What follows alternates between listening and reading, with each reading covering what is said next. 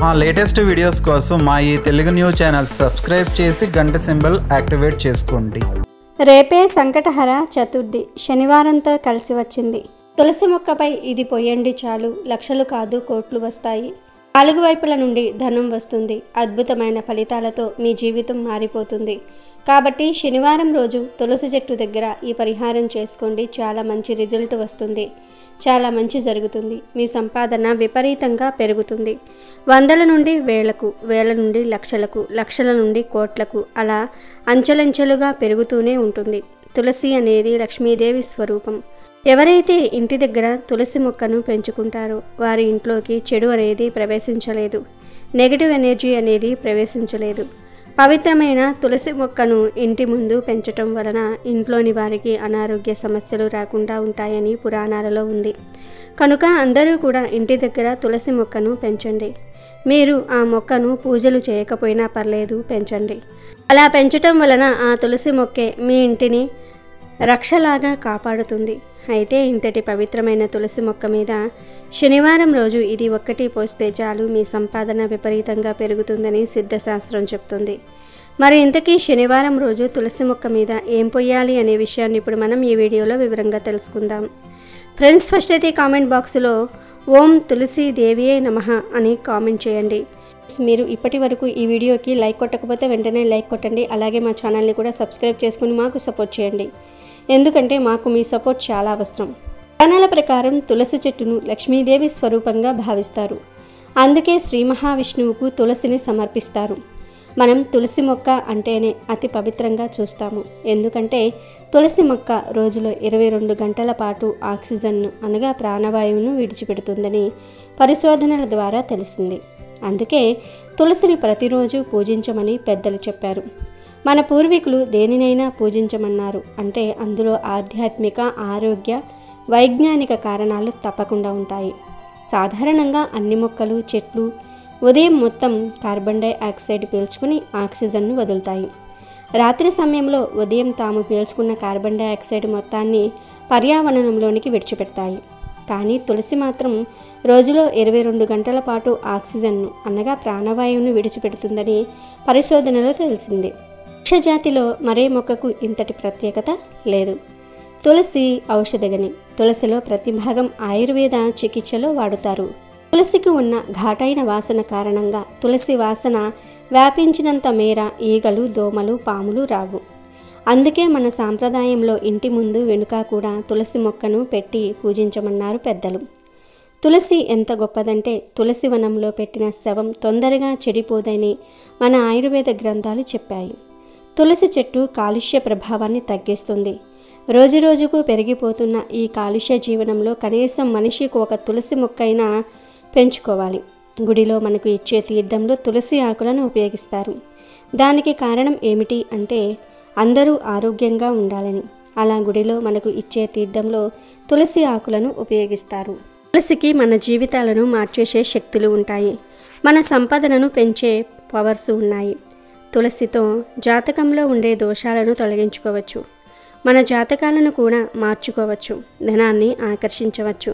ప్రత్యేకంగా శనివారం రోజు తులసి మొక్క మీద ఇది పోస్తే చాలు, మీ సంపాదన విపరీతంగా పెరుగుతుందని శాస్త్రాలు చెప్తూ ఉన్నాయి. ఏమీ లేదు, చక్కగా శనివారం రోజు సాయంత్రం 4 గంటల 35 నిమిషాల నుండి 6 గంటల 15 నిమిషాల మధ్యలో చక్కగా ఒక చిన్న గిన్నెను కానీ గ్లాసును కానీ తీసుకోండి. ఈ సమయంలోనే ఎందుకు చేయాలంటే ఈ పరిహారానికి ఈ సమయం అనుకూలమైనది. ఈ సమయంలో ఈ పరిహారం చేయటం వలన అమృతతుల్యమైన ఫలితాలు వస్తాయి. కాబట్టి ఈ సమయంలో ఒక పాత్రను తీసుకుని దానిలో ఒక అరగ్లాసుడు పాలు పోయండి. అంటే ఒక 10 స్పూన్ల పాలు పోయండి. పాలతో పరిహారం చేస్తే లక్ష్మీదేవి అనుగ్రహం కలుగుతుంది. సంపద ఆకర్షింపబడుతుంది. పాలు బాగా ధనాన్ని ఆకర్షిస్తాయి. కనుక పాలు పోయండి. తర్వాత ఈ పాలల్లో చిటికెడు గంధాన్ని వేయండి. గంధం కూడా చాలా మంచి పదార్థం. గంధంతో ఎటువంటి పరిహారాలు చేసినా అద్భుతమైన ఫలితాలు వస్తాయి. గంధం మన కష్టాలను తొలగించేస్తుంది. ధన సమస్యలను తొలగించేస్తుంది. ధనాన్ని ఆకర్షిస్తుంది. మన జీవితాలను మార్చేసే శక్తి గంధానికి ఉంది కనుక గంధాన్ని పాలల్లో వేయండి. మీ దగ్గర గంధం లేకపోతే చిటికెడు పసుపును అయినా సరే పాలల్లో వేసుకోవచ్చు. ఇక తర్వాత 3 మిరియాల గింజలను తీసుకొని వాటిని ఒక రాయితో పొడిలాగా కొట్టేసి ఆ పొడిని కూడా పాలల్లో కలపండి. ఎందుకంటే మిరియాలు చెడును తొలగించేస్తాయి, మంచిని తెచ్చిపెడతాయి, సంపాదనను పెంచుతాయి. చివర్లో 7 ధనియాలను తీసుకొని వాటిని బాగా పొడి చేసి ఈ పాలల్లో కలపండి. తర్వాత వీటన్నిటినీ కూడా బాగా మిక్స్ చేసి తీసుకుని వెళ్ళి మీరు పూజలు చేసే తులసి మొక్క మీద పోసేయండి. అంటే ఈ పాలను మీ చేతితో తీసి చల్లేయండి. పాలన్నీ అయిపోయే వరకు చల్లండి. అలా చల్లిన తర్వాత ఒక నమస్కారం చేసుకొని మీ కోరికను తులసి మొక్కతో చెప్పుకోండి. ఆడవారు మగవారు ఎవరైనా సరే ఈ పరిహారం చేసుకోవచ్చు. కానీ ఈ పరిహారం చేసే ముందు ఖచ్చితంగా కాళ్ళు చేతులు కడుక్కోవాలి, లేదా స్నానమైనా సరే చేయాలి. శనివారం రోజు ఎవ్వరు ఈ పరిహారం చేసినా వారి సంపాదన విపరీతంగా పెరుగుతుంది. లక్షలు కాదు కోట్లు వస్తాయి. ధన సమస్యలు పోతాయి. లక్ష్మీ అనుగ్రహం కలుగుతుంది. ఆర్థికంగా బాగుంటుంది. అప్పులు బాగా తీరిపోతాయి. చాలా మంచి రిజల్ట్ వస్తుంది. కనుక ప్రతి ఒక్కరూ కూడా శనివారం రోజు ఈ చిన్న పరిహారం చేసి మీ సంపాదనను పెంచుకోండి. దేవతలందరిలో తొలి పూజ అందుకునేది వినాయకుడు. పూజ శుభకార్యం ఏదైనా సరే ముందుగా వినాయకుడిని పూజించిన తర్వాత మిగతా పూజ మొదలు పెడతారు. మానవుల కష్టాల నుండి గట్టెక్కించేది సంకటహర చతుర్థి వ్రతం. గణపతికి అత్యంత ప్రీతిపాత్రమైన తిథులలో ప్రధానమైనది చవితి తిథి. అయితే ఈ చవితి లేదా చతుర్థి పూజను 2 రకములుగా ఆచరిస్తారు. మొదటిది వరద చతుర్థి, రెండవది సంకష్టహర చతుర్థి. అమావాస్య తర్వాత వచ్చే చతుర్థి రోజున చేసే వ్రతమును వరద చతుర్థి అని, పౌర్ణమి తర్వాత వచ్చే చతుర్థి రోజున చేసే వ్రతమును సంకష్టహర చతుర్థి లేదా సంకటహర చతుర్థి వ్రతం అంటారు. ఇందులో వరద చతుర్థిని వినాయక వ్రతంగా వినాయక చవితి రోజున ఆచరిస్తారు. సంకటములను తొలగించేది సంకటహర చతుర్థి. సంకటహర చతుర్థి రోజున వినాయకుడిని పూజించటం వల్ల సకల కోరికలు నెరవేరుతాయి. అందరికీ వినాయకుడి మొదటి ఆరాధ్య దైవంగా ఉంటాడు. ప్రతి నెల పౌర్ణమి వెళ్ళిన 3-4 రోజుల్లో సంకటహర చతుర్థి వస్తుంది. ఈ సంకటహర చతుర్థి అంటే గణపతికి ఎంతో ఇష్టం. ఈరోజు గణపతిని ఆరాధించటం వలన సంకటాలన్నీ కూడా పోతాయి, ఆటంకాలు పోతాయి, కష్టాలు పోతాయి. ఈ సంకటహర చతుర్థి అన్న పేరులోనే ఉంది సంకటాలను హరించే చతుర్థి అని. కనుక ఈరోజు భక్తిగా గణపతిని పూజిస్తే ఎలాంటి కష్టాలైనా సరే తొలగిపోతాయి.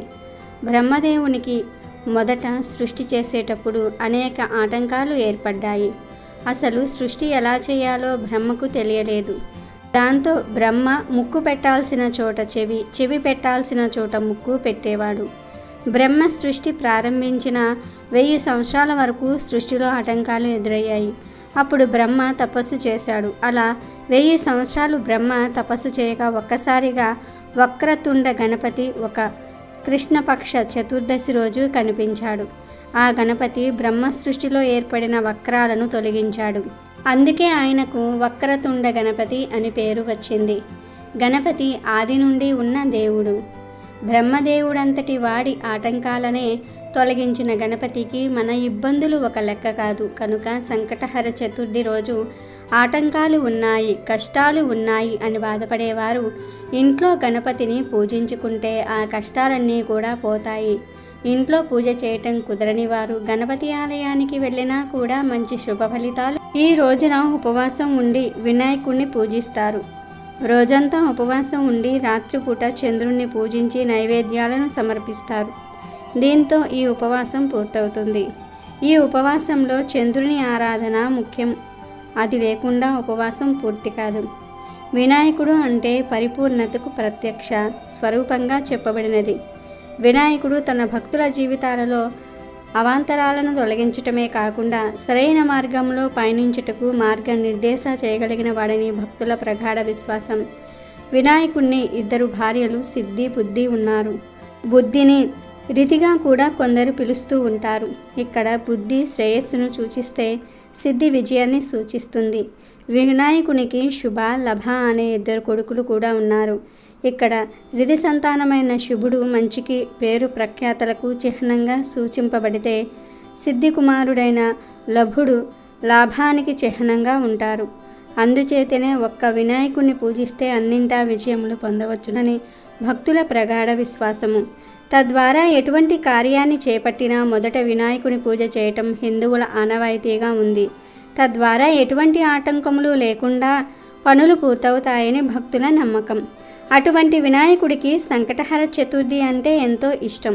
నిజానికి ఈరోజు ఏం చేసినా చెయ్యకపోయినా ఒక వ్యక్తి లేదా ఒక జీవిని ఆనందింపచేస్తే చాలు గణపతి ప్రసన్నమవుతాడు అని పండితులు చెప్తూ ఉన్నారు. ఎందుకంటే గణపతి ఆనందానికి కారకుడు. మీరు ఏ జీవినైనా ఆనందింపబరిస్తే గణపతి మీకు ఆనందాన్ని కలుగజేస్తాడు. ఈరోజు అవసరంలో ఉన్న వారికి హెల్ప్ చేయాలి. మూగ జీవాలకు ఏదో ఒక ఆహారం పెట్టాలి. ఆవులు, కుక్కలు, కాకులకు ఆహారం పెడితే చాలా మంచిది. ఈ సంకటహర చతుర్థి రోజు మీరు పూజలు, ఉపవాసాలు ఏమీ చేసినా చేయకపోయినా ఒక తమలపాకును తీసుకొని ఆ ఆకులో 2 అరటి పండ్లు పెట్టి వాటిని గణపతి ఫోటో ముందు ఉంచి నమస్కారం చేసుకొని గంట తర్వాత ఆ తమలపాకును, అరటి పండ్లను తీసుకొని తినాలి. ఇలా ఈరోజు తమలపాకును లేదా అరటి పండ్లను రెండిటిల్లో ఏదో ఒకటి తింటే గంటలో మీ ఒంట్లో ఉన్న దరిద్రమంతా కూడా పోతుంది. కష్టాలన్నీ కూడా పోతాయి. గణపతి అనుగ్రహం కలుగుతుంది. వద్దన్న ఐశ్వర్యం వస్తుందని శాస్త్ర పండితులు చెప్తూ ఉన్నారు. కాబట్టి ఈ సంకటహర చతుర్థి రోజున ప్రతి ఒక్కరూ కూడా తమలపాకును లేదా అరటి పండ్లను లేదా అరటిపండు, తమలపాకు రెండింటినీ కూడా తిని శుభాలను పొందండి. ఎవరైతే కష్టాలతో, కన్నీళ్లతో సతమతమైపోతూ ఉన్నారో వారు చక్కగా ఈ సంకటహర చతుర్థి రోజున రాత్రి 7 నుండి 10 గంటల మధ్యలో చక్కగా ఒక గిన్నెలో కానీ గ్లాసులో కానీ శుద్ధమైన నీళ్లు తీసుకోండి. అంటే మీరు తాగే నీరు ఉంటుంది కదా, ఆ నీటిని తీసుకోండి. తీసుకొని ఆ నీటిలో కొంచెం అంటే ఒక అర స్పూన్ అంత గల్లులుప్పు వేయండి. గల్లులుప్పుకు చెడును తొలగించే శక్తి ఉందనే విషయం అందరికీ తెలిసిందే.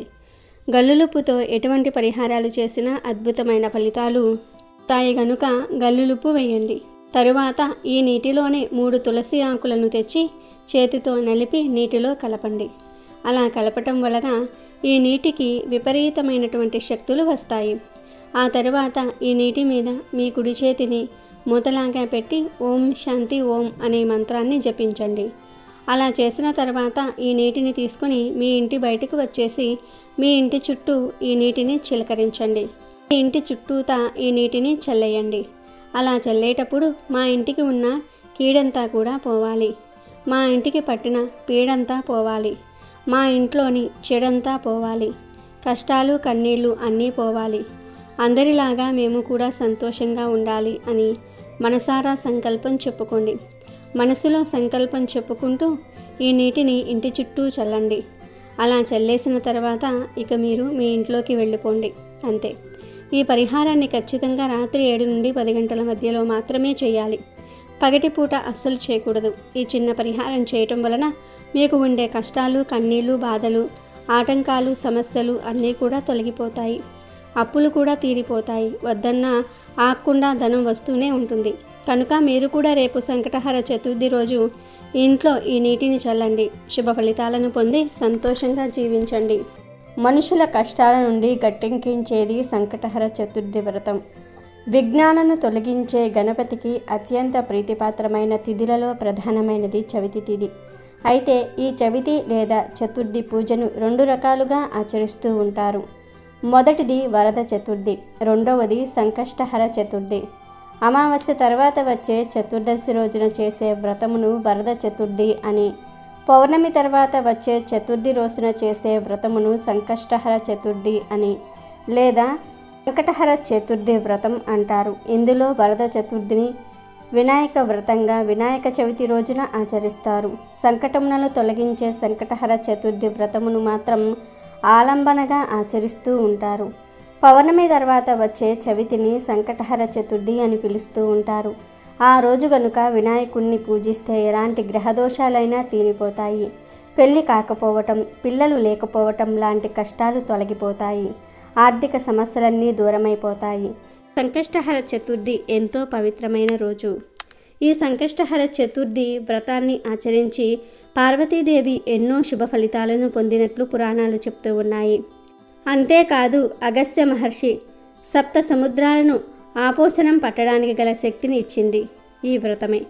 ధర్మరాజు ఈ వ్రతాన్ని ఆచరించి యుద్ధంలో శత్రువులను సంహరించి రాజ్యాన్ని పొందాడు.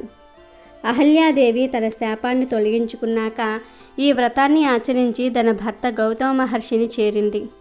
ఆంజనేయుడు లంకానగరంలో సీతాదేవిని వెతుకుతూ ఈ వ్రతం చేస్తానని మొక్కుకోగా అశోకవనంలో సీతాదేవిని చూడగలిగాడు. ఈరోజు వ్రతం చేసినా చేయకపోయినా గణపతిని పూజించిన వారి ధర్మార్థ కామ మోక్షాదులు తప్పక నెరవేరుతాయి. హర చతుర్థి రోజున ఉపవాసం ఉండటం కానీ వ్రతం చేయటం కానీ కుదరకపోయినా పర్వాలేదు. ఆ రోజు ఓ 4 సార్లు సంకటనాశన గణేశ స్తోత్రాన్ని చదివి దగ్గరలో ఉన్న వినాయకుని గుడికి వెళ్ళినా కూడా ఆ స్వామి ప్రసన్నమవుతాడు. ఇక వినాయకుడికి ఎంతో ఇష్టమైన ఈ సంకటహర చతుర్థి రోజున వేప ఆకులతో ఒక పరిహారం చేస్తే చాలు 60 నిమిషాలలో మీ జీవితం మారిపోతుందని శాస్త్ర పండితులు చెప్తూ ఉన్నారు. అసలేం చేయాలి అంటే ఏమీ లేదు. సంకటహర చతుర్థి రోజున ఉదయాన్నే 2 రెమ్మల వేప ఆకులను కోసి తెచ్చుకోండి. వేప ఆకులకు మన కష్టాలను తొలగించి మన జీవితాన్ని అద్భుతంగా మార్చేసే శక్తులు ఉన్నాయి కనుక వేప ఆకులను తెచ్చుకోండి. తర్వాత ఆ వేప ఆకులను ఒక రాగి ప్లేట్లో కానీ ఇత్తడి ప్లేట్లో కానీ వేయండి. స్టీల్ ప్లేట్లో మాత్రం వేయవద్దు. ఇలా ఆకులను ప్లేట్లో వేసిన తర్వాత ఆ ప్లేట్ను తీసుకొని వెళ్ళి పూజ గదిలో గణపతి ఫోటో ముందు పెట్టండి. ఫోటో ముందు పెట్టే ముందు కొన్ని పసుపు నీళ్లను వేప ఆకుల మీద చల్లి ఆ తర్వాత ప్లేట్ను గణపతి ఫోటో ముందు పెట్టండి. ఇలా పెట్టిన తర్వాత చక్కగా ఒక ప్రమిదను తీసుకుని దానిని వేప ఆకుల మీద పెట్టండి. ఆ ప్రమిదలో కొబ్బరి నూనెను పోయండి. ఆ తర్వాత 3 లేదా 5 వత్తులు వేసి దీపం వెలిగించండి. ఇలా వెలిగించిన దీపానికి పసుపు కుంకుమ అక్షింతలు సమర్పించండి. ఇలా ఎవరైతే ఈరోజు వినాయకుడి ఫోటో ముందు వేప ఆకుల మీద దీపాన్ని పెడతారో వారి ఇంట్లో 60 నిమిషాల్లో అద్భుతం జరుగుతుంది. కష్టాలన్నీ కూడా పోతాయి. ప్రతి సంకటహర చతుర్థి రోజు ఇలా వేప ఆకుల మీద దీపం పెడితే నెమ్మదిగా ధన సమస్యలు పోతాయి, డబ్బు వస్తుంది. మీరు కలకాలం ఆనందంగా ఐశ్వర్యంతో జీవిస్తారు. అదేవిధంగా సంకటహర చతుర్థి రోజున 2 వేప కొమ్మలను తెచ్చుకొని ఆ కొమ్మలను మీ మెయిన్ డోర్కి 2 వైపులా కట్టండి. ఇలా కట్టడం వలన దుష్ట పీడలు, నెగిటివ్ ఎనర్జీ ప్రభావము మీ ఇంటి మీద పడదు. అదృష్టం బాగా కలిసి వస్తుంది. సంకటహర చతుర్థి రోజు వేప ఆకుల మీద దీపం వెలిగించారు. ఆ ఆకులను మరునాడు పూజగది నుండి తొలగించి ఏదైనా వేప చెట్టు మొదట్లో పడేయాల్సి ఉంటుంది. సంకటహర చతుర్థి రోజు వేప ఆకులతో ఈ 2 పనులు చేస్తే ఖచ్చితమైన శుభ ఫలితాలు కలుగుతాయి. కనుక మీరు కూడా సంకటహర చతుర్థి రోజున వేప ఆకులతో ఈ పరిహారాలు చేసి శుభ ఫలితాలను పొందండి. వీడియో నచ్చితే లైక్ చేయండి, షేర్ చేయండి, బట్ సబ్స్క్రైబ్ చేసుకోవడం మర్చిపోవద్దు.